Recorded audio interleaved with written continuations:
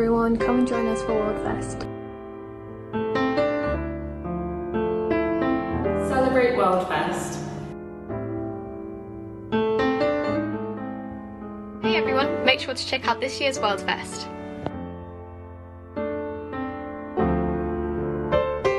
Celebrate WorldFest.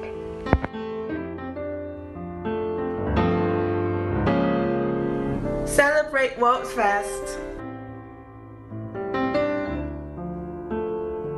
Join us and celebrate WorldFest. Take part in WorldFest. Check out what's on for WorldFest.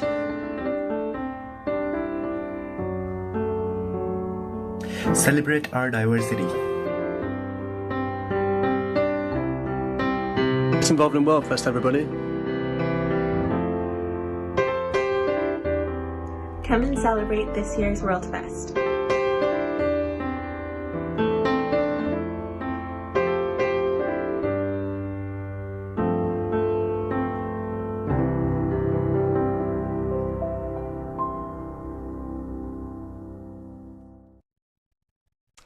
Hello and welcome to this special recap event for Digital WorldFest 2021. Now we all know that the past year has been so difficult for all of us. Little did we know that last year's WorldFest was one of the last events that we could attend as students, and reality as we know it completely turned on its head. But a global pandemic hasn't stopped you from celebrating Kent's cultural diversity. This year you've still been able to take WorldFest digital, which included a range of intercultural events and streamed content.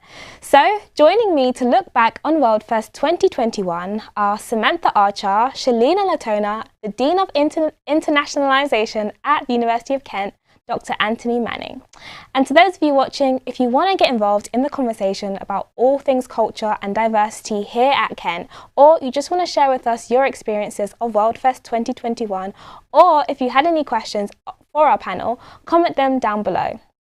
So to start things off, I thought I'd get our lovely panel to introduce themselves. So starting with you, Anthony, please introduce yourself, your name, what you do, a little bit about your background, and as an icebreaker, a country you've always wanted to visit. Starting with you, Anthony. Oh, thank you, Ogo. Great. So I'm Anthony Manning. I'm the Dean for Internationalization at the University of Kent, which means I have the pleasure and privilege of working with students and staff across the university to champion all aspects of our international activity, whether that is in our education, in our research, or in our engagement with the communities that we work with in this country and overseas. So my background originally is in language teaching and learning. I've always had a great passion for travel and learning and speaking languages. So before being Dean for Internationalization, I was the head of the university's language center.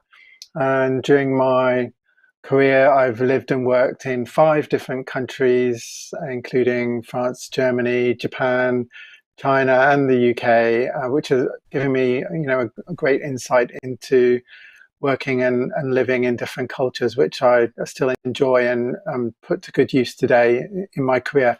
So I think I've visited probably about 53 countries in my life so far, which is again a great privilege. But one country I have never been to is Egypt, and so I would love to go to Egypt if I have the opportunity to do that in the future. Nice, thank you for the introduction. And Shalina and Samantha, could you introduce yourselves, starting with you, Samantha?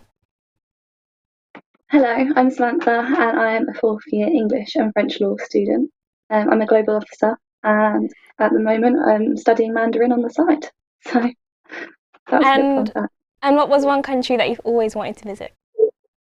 I'd always wanted to go to Thailand, and I think if everything clears up with the pandemic, I will be there as soon as I can. Nice. And Shalina, as for you, could you introduce yourself and also one country you've always wanted to visit? Sure. Hi, I'm Shalina. I am a 2nd year history and politics student, and I am a global officer. One country I've always wanted to visit, that's a tricky one. I think Spain. It would be nice to go to Spain.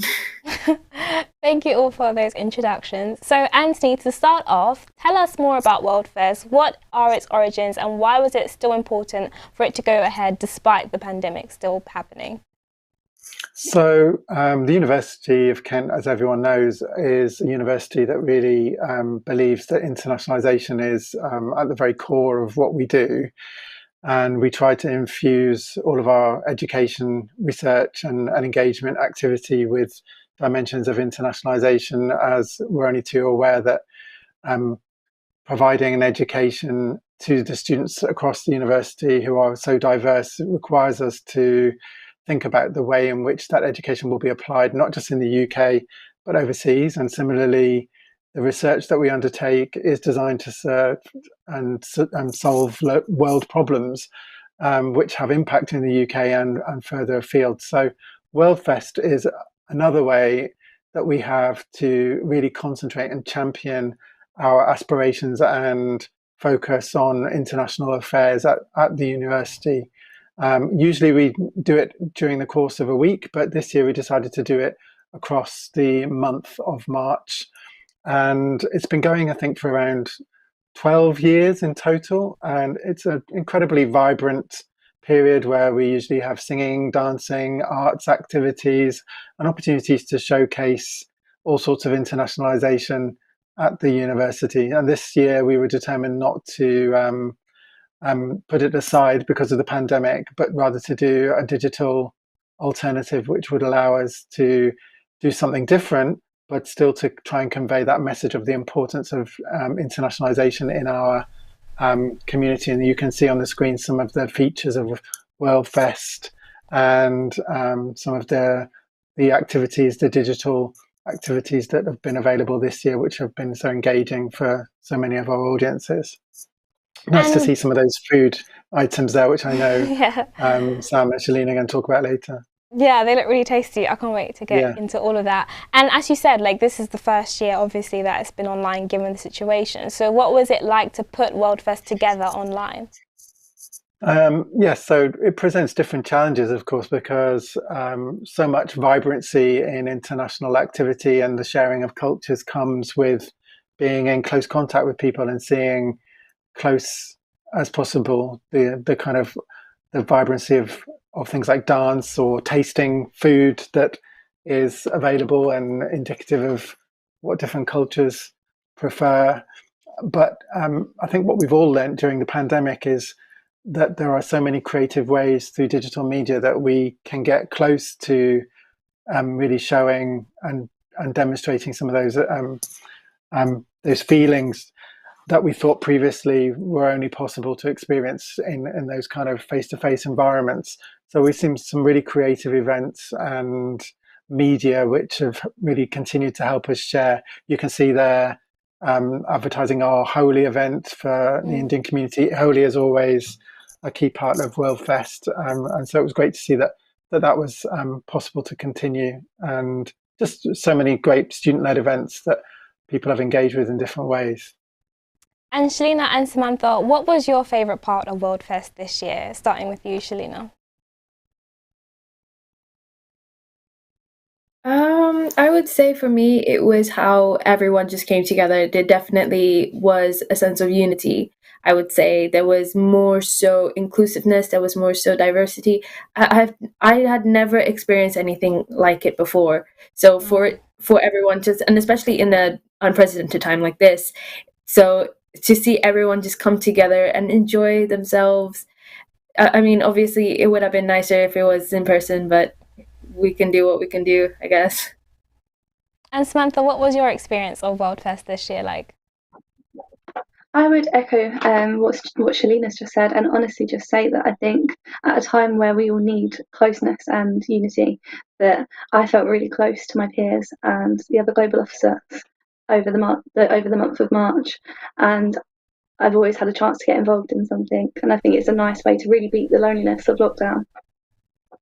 And as students, obviously when we enroll into university, like, we all come from different backgrounds and different places, and how important do you guys think it is to celebrate cultural diversity at Kent? And does events like WorldFest make you realise that there is more diversity than we actually realise at Kent? Shalina? For sure. I mean, definitely. I think when you begin university, it is an unknown place. You don't know where you go. You don't know where you are. It is, and especially if you've moved as an international student, if you've moved away from home, so you're in this foreign land. You don't know where you are. So to celebrate cultural diversity, you're able to feel at home. It's like you never left home. So I think it's very important. And events like World Fest, like I said, brings people together. It creates such a sense of unity. I've never felt so close to anyone before, and I've never felt so inspired to continue with international programs like I had before. So yeah, sure. And what about you, Samantha? How important do you think it is to celebrate cultural diversity here at university? I think it's really important. As an English and French law student, I was on a year abroad before the pandemic hit, and honestly, I loved it. And I feel like everybody should even have a slice of that, even if it's a semester of a virtual exchange. I just think WorldFest is really encouraging people to open their eyes about what is out there, and I think it will really kind of influence later, later exchange programs and things such as that. And Anthony, for those who didn't even know that WorldFest was happening or didn't get a chance to participate because they were probably busy with their studies or something like that, give us a brief overview of what the month has been like.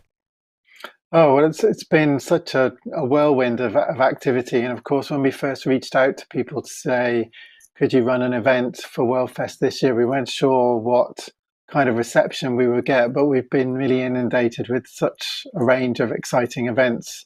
I'll give you a feel for them. We've had a workshop delivered by one of our colleagues called Talking Cultures, which is about intercultural awareness, helping students to identify ways in which we can understand different cultures and learn from different cultures better. At the end of the month, we're going to be having a decolonizing book group session led by Barbara Adewumi and our student success team, which is looking at how we can really draw out of literature and focus on literature some of those key themes linked to decolonizing the curriculum. The Gulbenkian Cinema on campus has led a series of screenings of international films that have been accessible to watch at home through the Gulbenkian Cinema website, which has been brilliant. So I think there's about 5 different world cinema screenings there. We've had that fantastic food calendar, which I know we're going to come back to a bit later, where you can look at different food items on a daily basis, an opportunity to cook them, led by our hospitality colleagues. We've had engagement with different universities, including University of North Carolina at Charlotte, workshops delivered by colleagues in the US.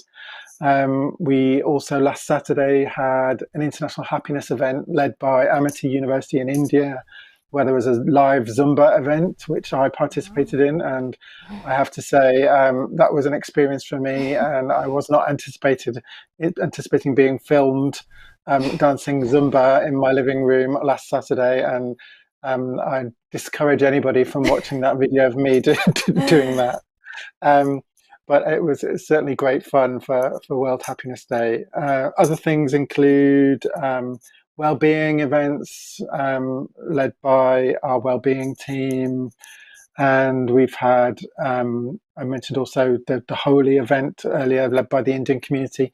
So Holi is always a festival that is linked to WorldFest every year. And it was great that was able to happen as in previous years. Earlier today also we had a research-focused event, which I think you can also find a link to watch later, which helped kind of really bring to the masses some of the key research that Kent is involved with through the Think Kent Discover videos, which is really useful to help us communicate that activity, because sometimes research does need lifting off the page.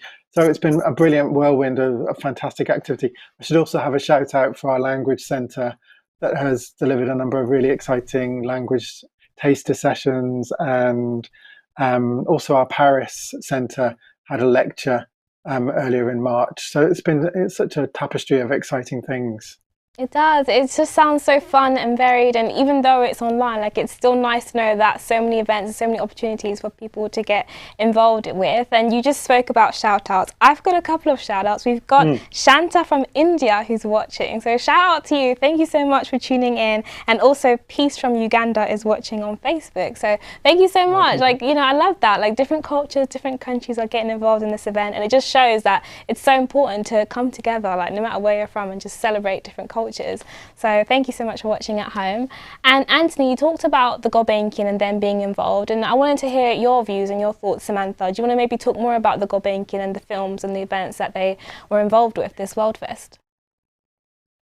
So as part of World Fest, the Gulbenkian partnered with Curzon Home Cinema, and they offered a 20% off selected films between the 8th and the 31st, so it's still going on, so you can still have a chance to watch them. And they're showing a variety of films, and it all has a multicultural theme, which is brilliant. So, for example, there was, I think, Dear Comrades, which was shown in Russian. There was Il Mio Corpo, I hope my pronunciation was correct, and that was shown in Italian. So there's a whole range of different films, and I think even sometimes when you watch a film with subtitles on, it really does kind of open your mind to the language, and you can try and interpret and try and guess which, like, you can see the similarities with the English language. So I think that's really cool, and I'll definitely be watching one before the month is up. Yeah, I was going to ask, how important is film in teaching other people about different cultures? Because I remember one director said, like, once you overcome the subtitles, your world is opened up to so many more amazing films. Like, we shouldn't just limit ourselves to the language that we speak. Like, we should consume films from different cultures. So how important do you think, all of you think, how film is important in teaching other people about different cultures? Get answers from everyone. I think it's incredibly important, as it's such an accessible media, and as you say, once you get used to the subtitles, or sometimes you can also experience dubbed and film opportunities, then it allows you to immerse yourself in a particular culture and see how different cultural interactions play out in different contexts, how people interpret cues from different people in different ways, and just really how society is run in different world contexts. So it's such a rich opportunity, and also a way to learn a language, as well as looking at those subtitles if you're not familiar with any particular language of the film that it's being delivered in. Sheena, what do you think about consuming film from other cultures? How important is it in teaching?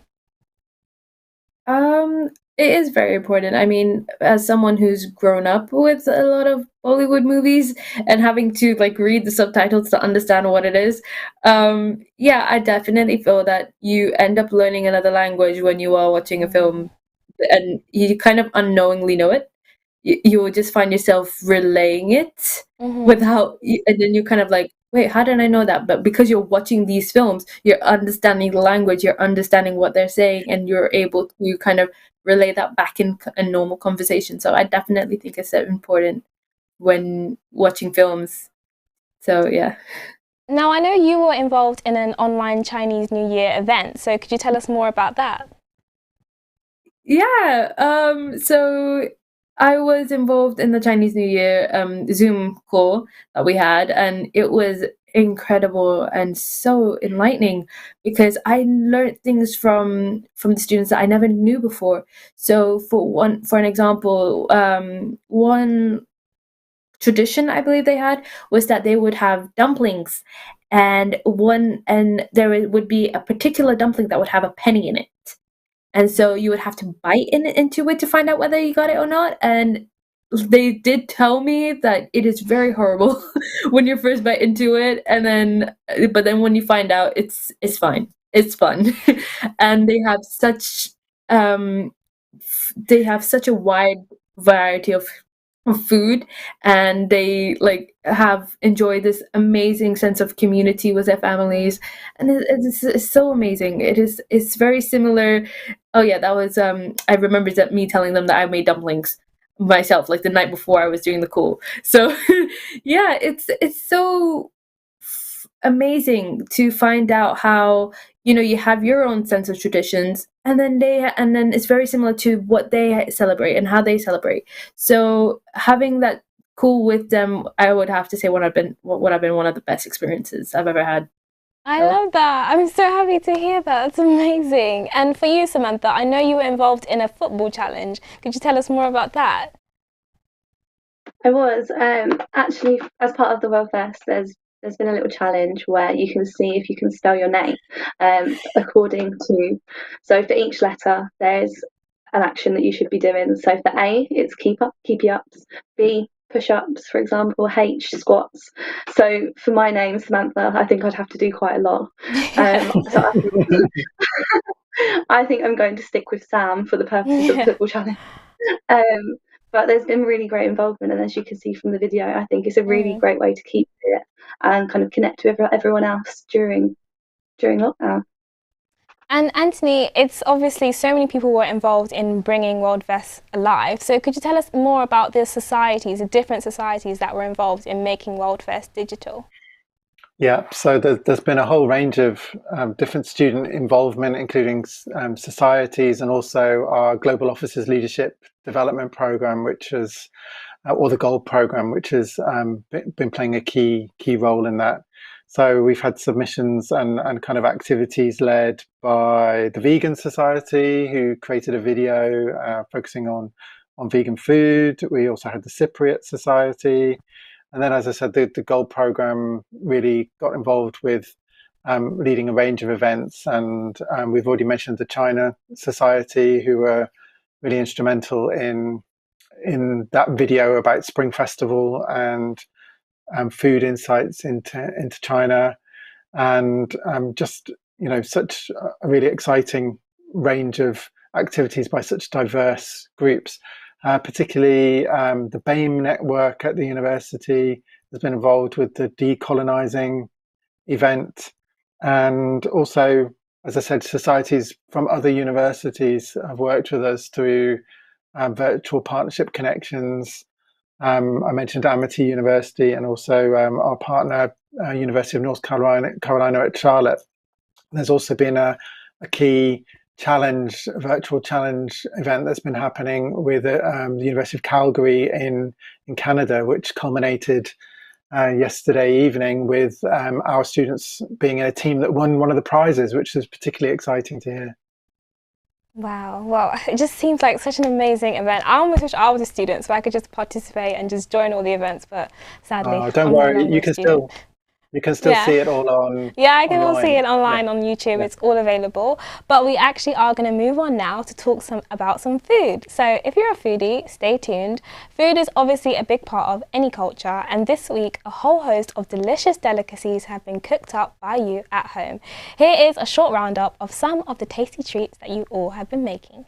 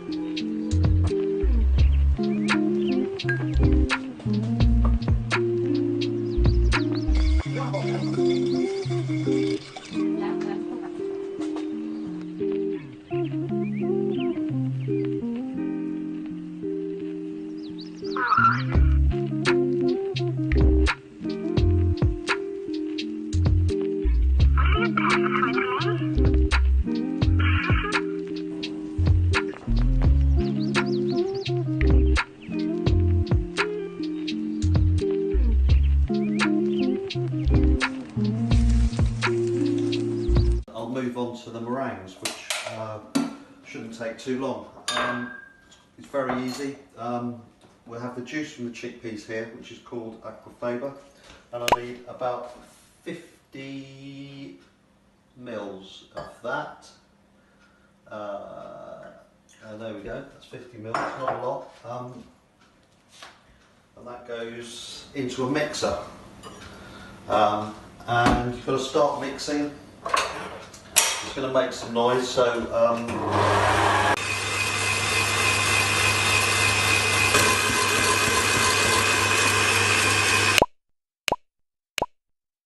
okay, it's taken a good 5 minutes to get this far, and as you can see, the chickpea juice is has thickened up quite a lot there. It's taken quite a bit of whisking, but it's very light, and there's no water left in there or juice at all. So now I'm going to start adding the sugar, and I'll be putting 75 grams of sugar in, about 75 grams of sugar, and I'm just going to be doing it a teaspoon at a time, just very, very slowly, and just letting 1 spoon mix in at a time, really, but it's very important to put it in slowly. Okay, and the next stage is done. That's all the sugar in there, and as you can see, the meringue is nice and stiff. Now I'm going to start to put it onto trays. I need the oven preheated to 150 degrees. Sorry, no, not 150, 120. And I'm going to just blob the meringues on this tray with just put them on there with a couple of spoons. Okay, the next stage is this. I've spooned the meringues onto some greaseproof paper. I'm just about to put them in the oven, and just before I do that, I like to just sprinkle them with just a little bit of extra caster sugar. You could put some nuts on there or something like that, just something very light, and just adds another texture to them when they're done. So they're going to go into an oven at 120 degrees for around about an hour to an hour and a half.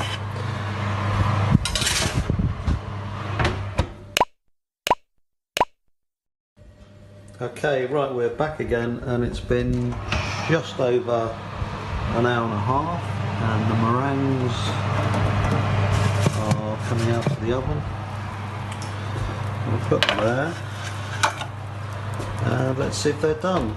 They should crumble quite easily. They've dried out, and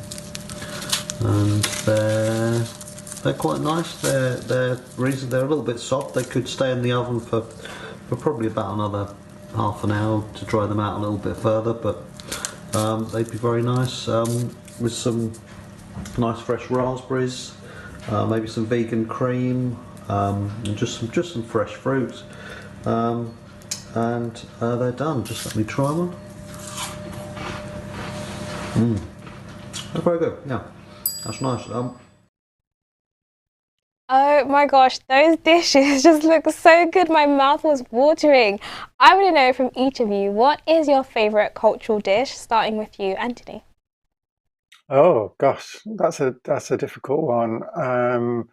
For me, I really love dumplings actually, but I'm a vegetarian, so whenever I'm lucky enough to be in Hong Kong, I make a beeline for a particular restaurant where I know I can get these amazing vegetarian jiaozi dumplings, which are so delicious. Nice. And Samantha, favourite dish? So mine, I think, would be hummus. I know it is very now mainstream in the supermarkets, but I think looking at the cultural food calendar and actually looking at its origin and its Middle Eastern origin, I thought it was really cool because it's something that's really infiltrated our main supermarket, and a lot of us don't really think twice about its origin, but really I also like it just because it's delicious. So great. I'm a fan of hummus too. And Shalina? Chicken biryani. Yes, for sure. Nice. Any type of biryani, just biryani. Good choice. Because the thing is that, like Samantha said about the origins of the dish, for me it's very different because there's so many ways that you can make it. Like for me, my parents are Mauritian, so they make it in a certain way, and then it's completely different to like like how Indian people would make it. And yeah, so I would definitely say biryani, any type. And I know as part of World Fest there was a food calendar to inspire students to do some cooking and to try different recipes. So I want to know, did any of you try these recipes that were available on the food calendar? I tried one for pie. There was definitely yes. a very good pie recipe. Nice. How did that turn out? Did it turn out well? Did you follow the instructions? Yeah, I'm not sure it looked exactly as it did on the recipe card when I did it, but it's still good. What about you, Samantha? Did you try any recipes? I did try the vegan brownies. I have to say I do need to be more experimental, but my cooking skills are very limited. I need a step-by-step guide. So they did turn out well. I'm surprised. Did you try any recipes, Shalina? Poutine. I love chips and gravy in general, so poutine is like, they had to be up there. But I am going to be trying eclairs very soon because my family loves eating eclairs. They all have a sweet tooth, so that's next on the list. Nice. And before the break that we had, we talked about consuming different films from other cultures, but I was wondering, are there any other art forms as well as food and film? Are there any other art forms that you consume from different cultures? For example, music, like listening to different genres of music. So starting with you, Anthony.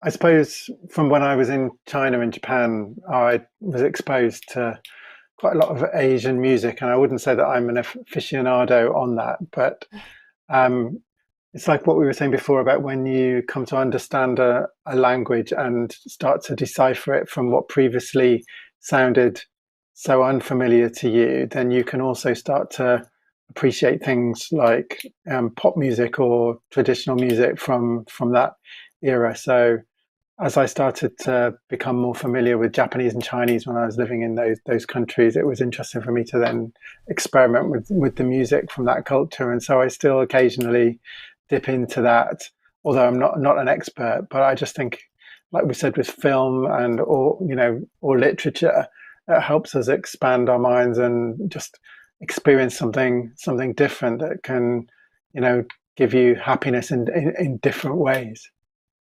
And what about you, Samantha? Anything else that you consume from other cultures that you would even recommend to those watching? I would say it is mainly music for me. I would say that when I was in France, I loved the music that was on all the time in the bars and such. And it was even more rewarding when I could understand what it was saying, and I could understand almost like the slangs and things that you wouldn't get kind of if you just learned it from a textbook. So I think that was really interesting for me, learning how they speak every day, as I really kind of felt integrated into the culture. And now I actually live with a Luxembourg student at Kent, and she introduces me to all sorts of music. There's a lot of German songs on my playlist. So I think mainly music for me. Yeah, I love that. I love like just exchanging music from different cultures with other people. And what about you, Shalina? Is it mainly music for you as well? Yeah, same. Because when I grew up, growing up, I listened to a lot of Bollywood music, but also a lot of Mauritian Sega. Like when you go to Mauritius, they'll be blasting it everywhere. Trust me. And then growing up, then eventually I got myself into French music, and then from French music to Spanish music, and then to anime songs, and then to Russian music. Like every single genre that was out there, I got myself into. It's so interesting to hear how different cultures are able to use something as common as music to reach out to other people. It's absolutely amazing. And finally, or not finally, but as we draw to a close, we've just got a couple of questions to ask. So World Fest is still going on, but I want to know from each of you, what do you hope for students to take away from World Fest 2021? Starting with you, Anthony.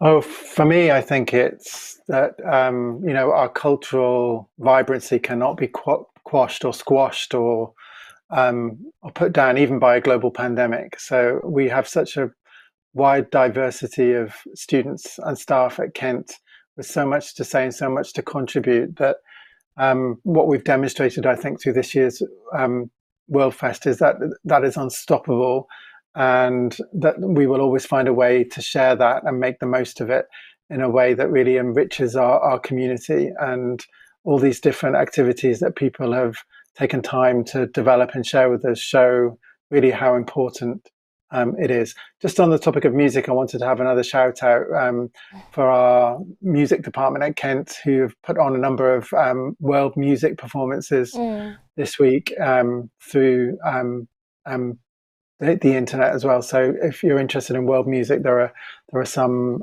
things you can still watch asynchronously through the music website. And Samantha and Shelina, what do you hope for students to take away from WorldFest 2021?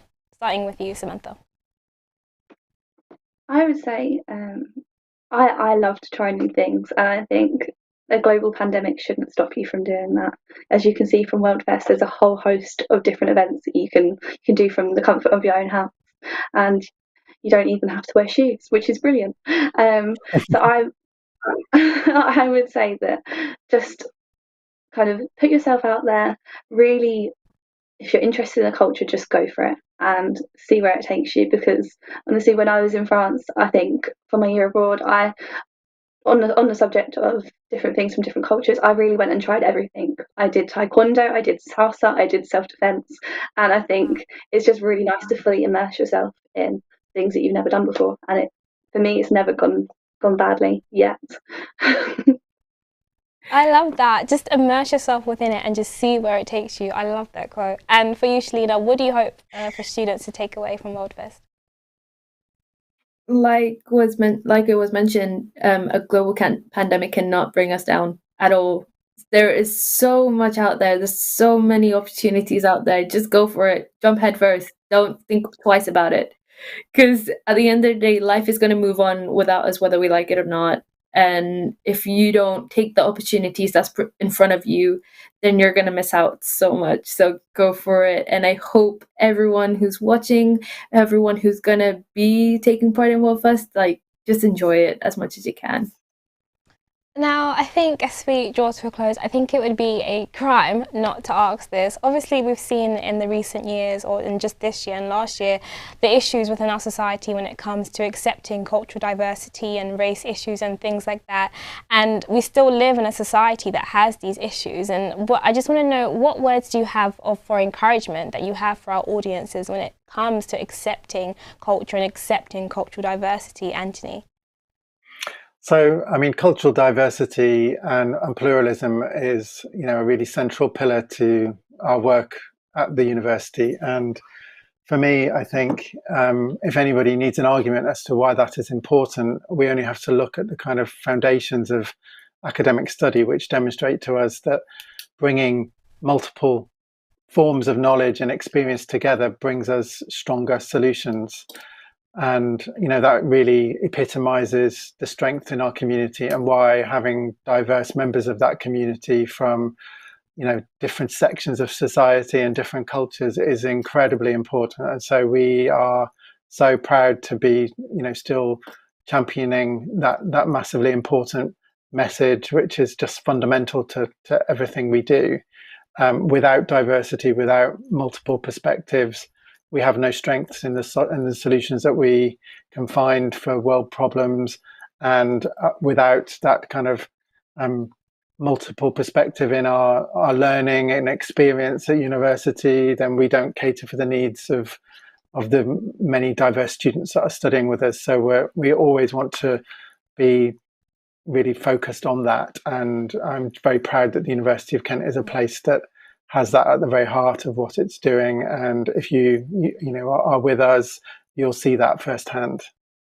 And Shelina and Samantha, for students and your peers that for some people can be closed-minded when it comes to accepting different cultures, again, what words of encouragement do you have for them? Shelina, starting with you. In terms of words of encouragement, just go for it. Even though you are kind of apprehensive or anything, just go for it. you won't regret it at all. It's something that will unite us. It's something that will be beneficial to all of us, especially because, you know, with diversity comes a lot of ideas and a lot of perspectives. Yeah. And so you'll be learning about all these different perspectives that are out there. Something that you thought was supposed to be like this, but when you hear it from a different interpretation, it blows your mind to think that, oh wow, it can be thought about like this. I never thought about this before. So just go for it. Just understand and try and learn from it, I would say. And your thoughts on that as well, Samantha? I would say the key thing is to listen and to really take in your surroundings, because if you stop and you listen, everyone has their own story to tell, and I think you should really let them tell it. You should just listen with no sense of judgment and just keep an open mind, I guess. Just everyone has their own stories, and it makes you more interesting. The more you learn, we're just constantly learning. I'd just say don't ever give up on learning and listening, because there's always more that you can find out, and there's always more that you can know from your peers around you. So it's only going to make you a better person. Amen. 100% agree. Now I have to ask, now that you're both here, I do want to ask, how has the past year been for students? And for those watching or will watch back and need some encouragement, what has been getting you through it? And do you have any encouragement for students watching to get through these final months of the academic year? Starting with you, Samantha. I would say it's been challenging. I'll be honest, I think it has been really tricky to adapt to the online way of teaching, especially since I came back from my year abroad. It's been really quite difficult to get back into the swing of things, especially virtually. It's kind of sat in front of Zoom all day.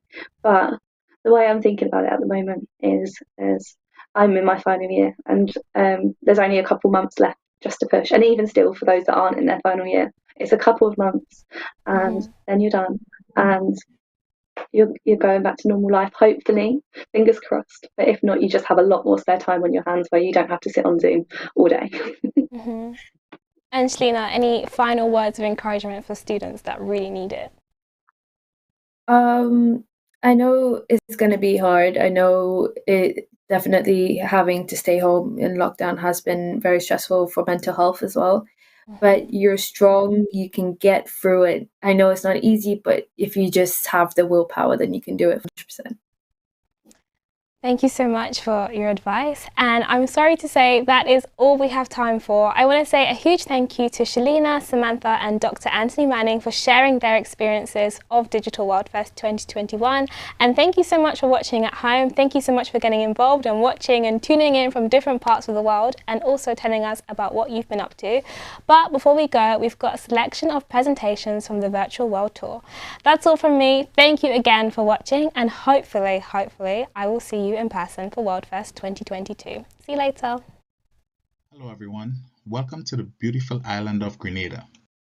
Grenada is known as the Isle of Spice, or the Spice of the Caribbean. This is because the country's large growth in nutmeg, cinnamon and other spices. Grenada is the second largest exporter of nutmeg in the world.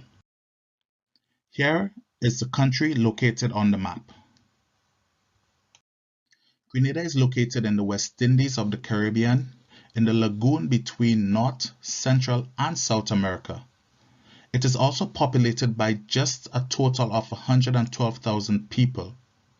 Grenada is also a tri-island state, which means we have two other countries connected to us, Carriacou and Petite Martinique. Grenada is home to a mixed race of people. In 1609, we had the settlement of the British, 1638, the settlement of the French, and in 1753, Africans and Indians were brought to Grenada by the European and French. Grenada was under the ruling of the British for over 200 years. The 7th of February 1974, Grenada got their independence from the British. Today, Grenada still holds French, British, African, and Indian historical influence in their language and way of life. In Grenada, two different languages are spoken, English and Creole. Creole being a broken English with a mixture of French. For example, Wase how are you? Don't take me for Papi Show, don't take me for a joke, or an expression like Bunjay, which means oh my or oh my god. The Grenadian culture is a mixture of British, African, West Indian, and French influence, which has left an indomitable influence in the folkline, dialect, music, and general way of life. African heritage is deeply rooted in Grenadian music, dance, and festivals. There are a number of festivals celebrated in Grenada, Carnival being one of the biggest festivals celebrated. Some of the popular music in Grenada are calypso music and soca music. The steel pan and steel drums are local musical instruments used in Grenada. Here is a link to listen to some of Grenada's lovely music. Grenada's national dish is oilung, which is a mixture of different meats, ground provisions steamed down in a luscious coconut milk. Rice and peas and roti is also a huge part of the Grenadian diet.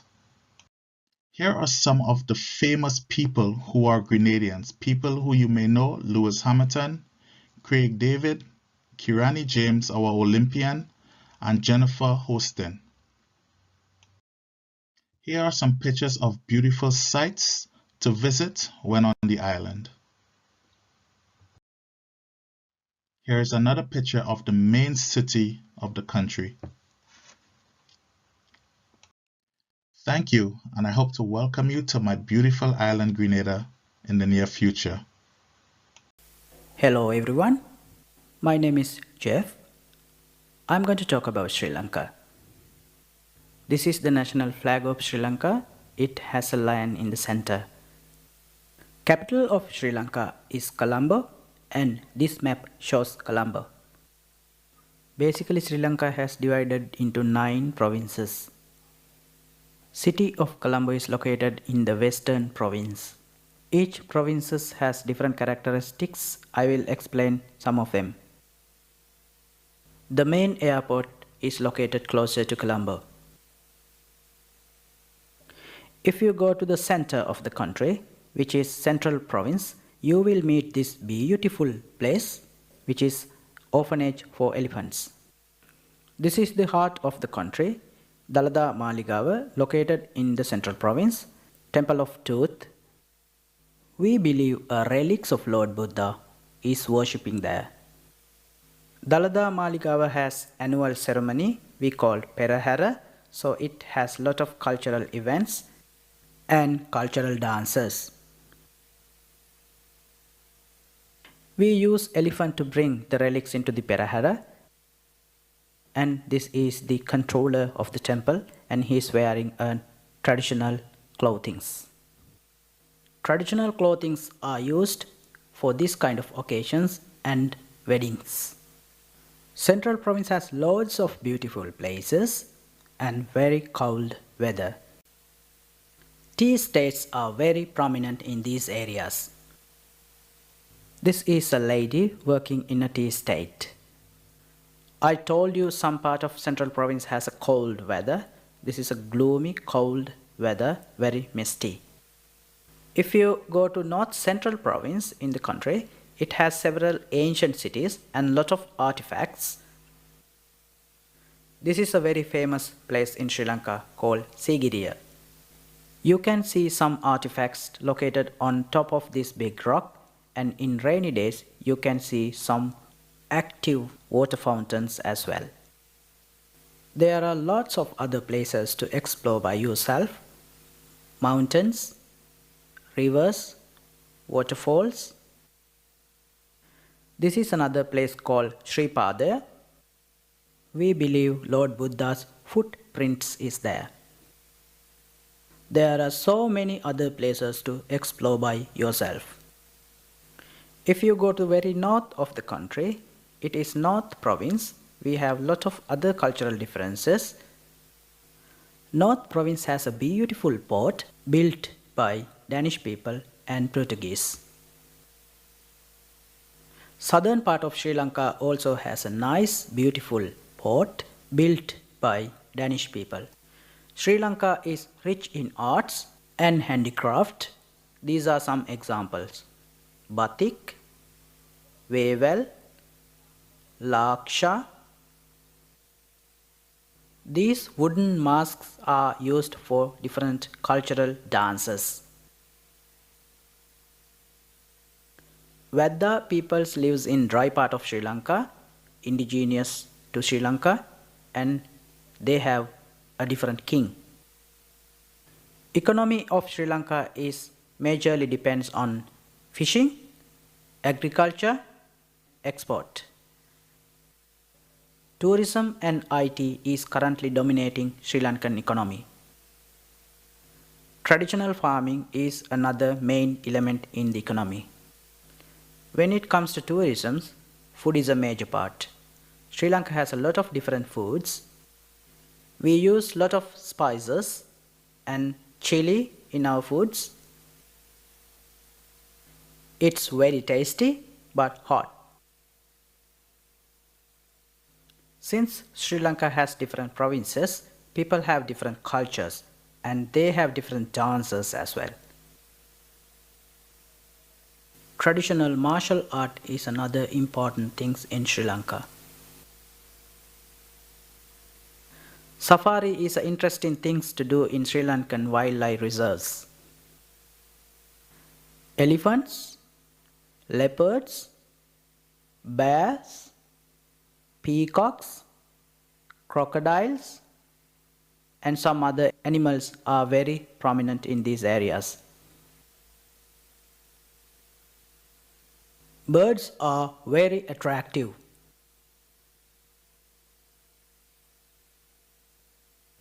If you go yourself along to the wilderness, consider yourself warned. Beware of these venomous snakes. They can kill you instantly. Sri Lanka is a very beautiful place. Lot of tourist attractions. You can have a lot of fun.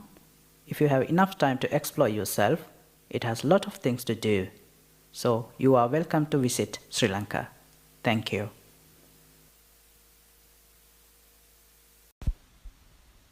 In this video, I'll be presenting my country Cyprus. This is a Cypriot flag. Cyprus in Greek is called Kypros.